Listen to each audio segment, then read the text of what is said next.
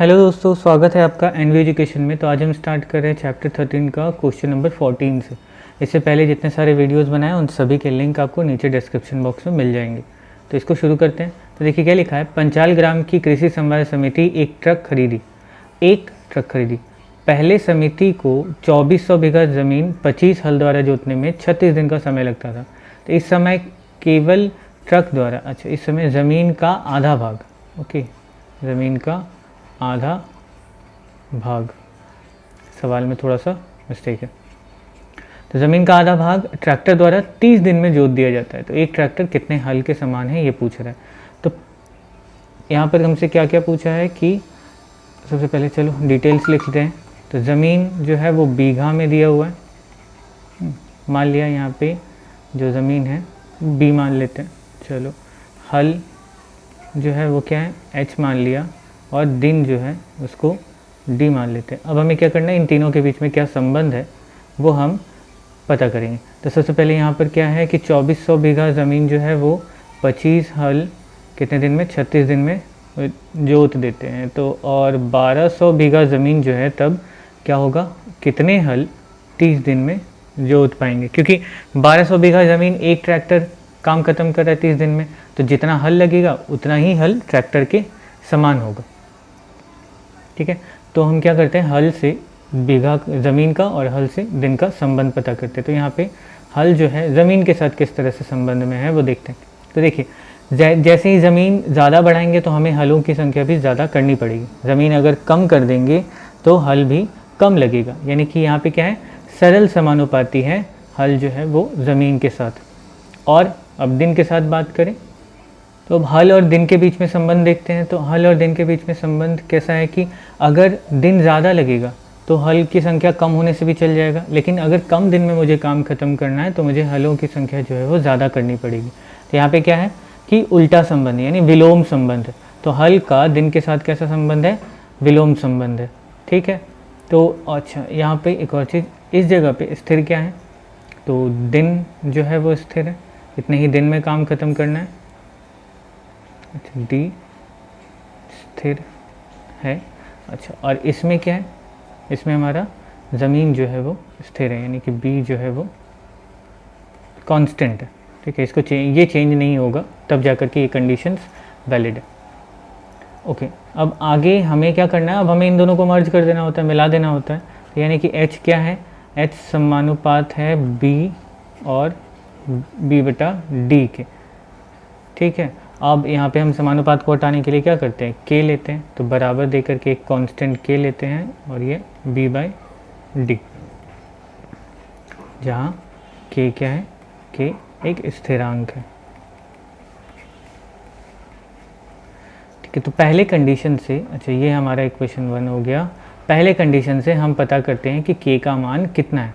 तो पहले वाले जितने सारे वैल्यूज़ हैं वो रख देते हैं। तो पहले हलों की संख्या कितनी है, हल है 25, दिन 36, 25 हल, यहाँ पे के गुना ज़मीन जो है वो 2400 है और दिन जो है वो 36 है। तो यहाँ से के का मान क्या हो जाएगा, के बराबर 36 गुना 25 बटा 2400। ओके, तो यहाँ पर 6 से काटा, 6 छक 36, 6 चौक 24। ओके, और यहाँ पे 25 से काट दिए तो 25 एकम 25 और 25 छक 150, यहाँ पे 3 और यहाँ पे 8, यानी कि के का मान कितना हो गया, 3 बटा 8। ठीक है, अब हम क्या करेंगे, अब हमारा जो इक्वेशन है वो कैसा हो गया कि h बराबर जहाँ पे k into B by D है, तो ये हो जाएगा h बराबर 3 बटा 8 गुना b बटा डी। तो ये हो गया हमारा समीकरण 2। अब इस समीकरण में हम अपना दूसरा जो वैल्यू है, जो ये दोनों वैल्यूज़ हैं, इनको पता करके हम h निकाल सकते हैं। ठीक, तो अब यहाँ पे फिर b और d का मान रखने पर यहाँ से क्या हो जाएगा, h बराबर 3 बटा 8 गुना b बराबर कितना है, हमारा ज़मीन जो है वो आधा हो गया था 1200 और d कितना है 30 है। तो यहाँ से 0 0 कट गया, यहाँ से 3 और 3 कट गया, यहाँ से 8 से काट देते तो 8 एकम 8, 4 और 0 40, तो 8 5 40, यानी कि हल कितना लगेगा 15। ठीक है, तो 15 हल जो है वो 1200 बीघा ज़मीन को 30 दिन में जोत देते हैं। और वहीं पे यही काम करने में एक ट्रैक्टर की ज़रूरत पड़ती है। तो ये हमारे हिसाब से क्या हो गया, एक ट्रैक्टर जो है वो 15 हलों के बराबर है। तो अभी लिख देते हैं एक ट्रैक्टर 15 हलों के समान है। ठीक है, बस यहीं तक। ओके, अब करते हैं अगला सवाल। तो 15 नंबर सवाल देखिए क्या लिखा हुआ है कि गोलक का आयतन उसके अर्धव्यास के त्रिघात के सरल समानुपात है एवं गोलक के पृष्ठ तल के क्षेत्रफल उसके अर्धव्यास के वर्ग के सरल समानुपाती है। तो प्रमाणित करें कि गोलक के आयतन का वर्ग उसके पृष्ठ तल के क्षेत्रफल के घन के साथ सरल समानुपाती है। ठीक है, तो उम्मीद है सवाल समझ में आ गया होगा। तो यहाँ पर क्या करना है कि गोलक का आयतन क्या है, उसके अर्धव्यास के त्रिघात के सरल समानुपाती। तो हमने मान लिया कि माना जो आयतन है, आयतन को भी मान लेते हैं। ओके, अर्धव्यास, जो अर्धव्यास है उसको माना r है। ठीक है, और पृष्ठ तल का क्षेत्रफल, जो क्षेत्रफल है उसको मान लिया वो एरिया यानी a है।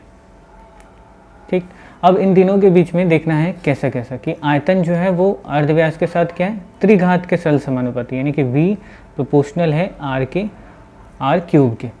ठीक है, और यहाँ पर क्या बोला है, गोलक के पृष्ठ तल का क्षेत्रफल अर्धव्यास के वर्ग के सरल समानुपाती, यानी कि a जो है वो क्या है, r स्क्वायर के सरल समानुपाती है। तो गोलक के आयतन का वर्ग, ओके, यहाँ से एक एक करके निकाल लेते हैं। तो ये क्या हो जाएगा, v बराबर के आर क्यूब और यहाँ से a बराबर के आर स्क्वायर। तो अब इन दोनों के बीच में हमें संबंध पता करना है। ओके, तो यहाँ से k निकाल लेते हैं।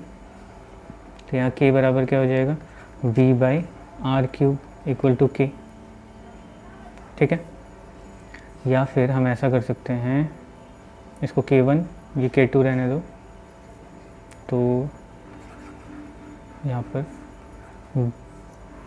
v by k1 equal to R cube. Okay, और r बराबर यहाँ से निकाल लेते हैं क्या, cube root v by k1। यहाँ से एक r निकला। अच्छा, यहाँ पर क्या करते हैं, यहाँ पे वापस से फिर a बराबर k2 आर स्क्वायर है। तो ये क्या कर देंगे, a बराबर k2 आर स्क्वायर और r बराबर क्या हो जाएगा, रूट a बाई k2। अब ऐसा मैंने क्यों किया, क्योंकि देखिए मुझे पता नहीं कि कांस्टेंट जो है वो दोनों में बराबर है या नहीं है, जो k का मान हमने लिया है वो बराबर है या नहीं है। हाँ, लेकिन एक चीज़ पता है कि अगर एक ही गोलक की बात की जा रही है, जो कि यहाँ पे सवाल में बोला ही है, ठीक है, एक ही गोलक की बात की जा रही है, तो r दोनों का समान होगा। ठीक है, मतलब अर्धव्यास जो है वो दोनों में एक ही जैसे होंगे। अब इस कंडीशन को हम लोग आगे बढ़ा सकते हैं। अब यहाँ पे क्या हो सकता है कि ये वाला हमारा पहला इक्वेशन है, यहाँ पर भी r निकला और यहाँ पर भी r निकला। ठीक, तो अब दोनों समीकरणों में से क्या निकलता है कि r बराबर क्या है, cube root v by k1 equal to square root a by k2। ठीक है, तो अब इसी को सॉल्व करते हैं। तो यहाँ पर क्या हो जाएगा, अगर मैं इसको ऐसे करूँ, v बाई k1 पे पावर, यहाँ पे कितना है 1/3 और यहाँ पे क्या है a बाई k2 पे पावर 1/2। अब जैसे ही पावर उस तरफ जाएगा तो क्या हो जाएगा, मल्टीप्लाई। ठीक है, पावर भी इधर जाएगा तो क्या हो जाएगा, उल्टा होकर के मल्टीप्लाई, यानी कि v, या फिर एक काम करो, इसको इधर कर दो, इसको इधर कर दो, यानी v बाई k1 का स्क्वायर बराबर a बाई k2 पे पावर 3। अब ये कैसे हो गया, तो देखिए जैसे स्क्वायर होता है ना, तो स्क्वायर को हम लोग इधर भेजते हैं, तो मतलब स्क्वायर रूट होता है तो दूसरी तरफ भेजने पे क्या होता है, पावर 2 हो जाता है। वैसे क्यूब रूट है तो दूसरी तरफ भेजने पे क्या हो जाएगा, पावर 3 हो जाएगा। तो वही मैंने यहाँ पे कर दिया। अब इसको लिख सकते हैं क्या कि v square by k1 square equal to a cube by k2 cube. अब सब ये जो कांस्टेंट k1 k2 है इन सबको एक साथ रख दो, मतलब एक साइड में। तो यहाँ पे वी स्क्वायर बराबर k1 square by k2 cube into A power 3। अब देखिए ये वाला जो पूरा है ये जो है ये कांस्टेंट है। अब कांस्टेंट है और यहाँ पे एक बराबर भी है, तो जब हम समानुपात को यानी कि प्रोपोर्शनल साइन को बराबर में चेंज करते हैं तो क्या करते हैं, एक कांस्टेंट लेते हैं। तो अगर मुझे एक कांस्टेंट और बराबर मिला दें, मैं अगर मिला दूँ तो क्या हो जाएगा, एक प्रोपोर्शनल का साइन आ जाएगा। तो ये दोनों कांस्टेंट है जिसकी वजह से ये और बराबर मिल करके क्या बन जाएंगे, समानुपात वी स्क्वायर समानुपात ए क्यूब। और ये हमें बोला था प्रूव करने के लिए कि क्या है कि वर्ग के गोलक के आयतन का वर्ग उसके पृष्ठ तल के क्षेत्रफल के घन के साथ सरल समानुपाती है। तो यहाँ पे हो गया आयतन का वर्ग पृष्ठ तल के वर्ग एरिया के क्षेत्रफल के घन के सरल समानुपाती है। ओके, और यहाँ पे ये हो गया प्रूव्ड। उम्मीद है समझ आया होगा। ठीक है, चलिए तब तक के लिए अभी के लिए बस इतना ही। अब मिलेंगे हम अपने अगले वीडियो में, तब तक के लिए बाय बाय, टेक केयर।